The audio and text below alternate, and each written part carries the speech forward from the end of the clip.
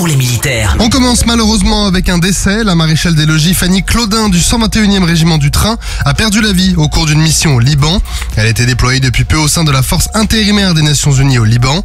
Elle a été mortellement blessée lors d'un accident de la route qui est survenu durant une mission d'escorte de convoi. Sébastien Lecornu, ministre des Armées et des Anciens Combattants, ainsi que le chef d'état-major des armées Thierry Burkhardt ont exprimé leur vive émotion et adressé leurs pensées à sa famille ainsi qu'à ses proches et frères d'armes. Skyrock PLM se joint à leurs paroles et présente toutes ses condoléances à sa famille et à ses frères d'armes. On poursuit avec les missions menées par les armées françaises à l'étranger et plus particulièrement en Europe aujourd'hui. La France poursuit son soutien à l'Ukraine avec des formations complètes et adaptées aux besoins exprimés par son partenaire. La semaine dernière, la formation de la brigade Anne de Kiev s'est poursuivie dans l'Hexagone. Après des séquences d'apprentissage par spécialité, l'instruction visait cette semaine à coordonner les savoir-faire au sein d'une unité tactique cohérente. Ainsi, le personnel ukrainien formé a été engagé sur des véhicules de l'infanterie, des chars, des canons d'artillerie, drones et engins du génie pour s'exercer au sein d'un sous-groupement tactique interarmes. Placé sous l'autorité d'un capitaine, ce niveau de commandement constitue un véritable couteau suisse tactique capable d'exploiter les opportunités grâce à la combinaison des feux et des effets. En parallèle, l'état-major de la brigade qui poursuit ses entraînements de poste de commandement au combat sera évalué lors d'un exercice de synthèse durant lequel l'ensemble de la brigade sera déployé cette semaine. Sur le flanc oriental de l'Alliance, les armées françaises poursuivent leur engagement pour la sécurité régionale. En Estonie, la compagnie d'infanterie légère poursuit les entraînements avec les soldats de l'Estonian Defense League et les soldats français de l'opération Lynx avec l'ensemble des unités du bataillon multinational de l'OTAN sous commandement britannique. Alors qu'ils ont été insérés au sein de sections britanniques du Royal Dragoon Guards Battle Group, les fantassins français ont approfondi avec leurs alliés leur maîtrise de la mission Reconnaître. La reconnaissance, qui est un élément clé de toute mission offensive, vise à aller chercher du renseignement tactique sur le terrain ou sur l'ennemi en engageant le combat si nécessaire. À cette occasion, Français et Britanniques ont manœuvré ensemble en terrain ouvert comme en milieu urbain. En Roumanie, le détachement espagnol est maintenant au complet et poursuit son intégration au sein du groupe de combat multinational sous commandement français.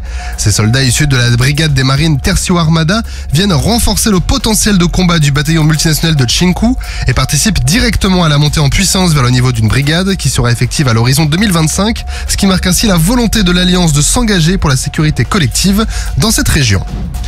En parallèle, l'OTAN a réalisé une campagne de tir d'artillerie d'ampleur nommée Dynamic Front. Plus de 3700 soldats sont engagés dans cet exercice de l'Arctique à la mer Noire. La France a, elle, engagé des artilleurs en Finlande. Cette campagne de tir visait à améliorer la complémentarité entre les nations participantes et à éprouver le système de messagerie ASCA pour Artillery System Cooperation Activities. Cette messagerie permet de relier les différents moyens d'artillerie de chaque nation entre eux pour une coopération optimale. Ainsi, un observateur français pourrait voir sa demande de tir traitée par des canons d'un autre pays. De plus, les déploiements de Rafale en Croatie et en Allemagne pour le compte de la mission Air Shielding ont pris fin. Au total, les Rafales ont effectué 3 missions d'entraînement au combat aux côtés de leurs partenaires espagnols et roumains, face notamment au système Mamba français engagé en Roumanie, jouant le rôle de défenseur de la zone face à toute menace aérienne. Et enfin, la marine française est aussi mobilisée sur les eaux internationales. En mer Baltique, les activités opérationnelles se poursuivent avec le déploiement simultané de 3 unités, le chasseur de mines Croix du Sud, le patrouilleur de haute mer commandant Blaison, ainsi qu'une frégate. Cette force participera à l'exercice Freezing Winds qui est organisé par la Finlande. Il s'agit d'un exercice multilutte qui simule un conflit armé dans un environnement particulièrement inhospitalier. En Méditerranée occidentale, une frégate a quitté Toulon pour intégrer le Standing NATO Maritime Group 2. Elle est actuellement en mission de patrouille et de surveillance en Méditerranée pour renforcer la posture défensive de l'Alliance sur le flanc Est.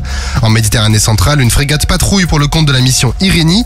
Elle a récemment réalisé plusieurs activités opérationnelles avec la frégate grecque Limos, un navire amiral de l'opération, et le patrouilleur italien Commandante Betica.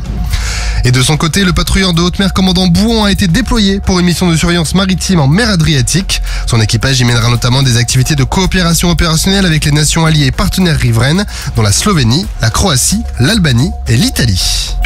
Sur terre, sur mer, comme dans les airs. Skyrock PLM, en équipe avec Uneo, la mutuelle des forces armées.